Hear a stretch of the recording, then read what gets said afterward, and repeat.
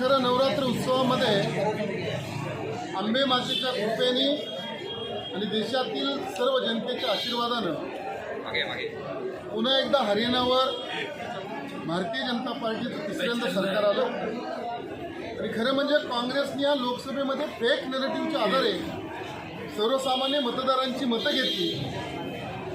घटना बदलणार, आरक्षण जाणार असे फेक नरेटिव्ह सेट करून SC ST OBCपर्यंत जाऊन त्यांना मताची भुरळ घातली आणि ते मतदानाला बळी पडले। आता मात्र फेक नरेटिव्ह या काँग्रेसचा आहे आणि राहुल गांधी आरक्षणाच्या पूर्णपणे विरोधात आहे। अमेरिकेमध्ये त्यांनी जाऊन वक्तव्य केलं की आरक्षणाची आता या देशाला गरज नाही।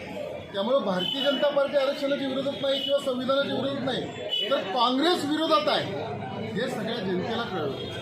आणि म्हणून हरियाणामध्ये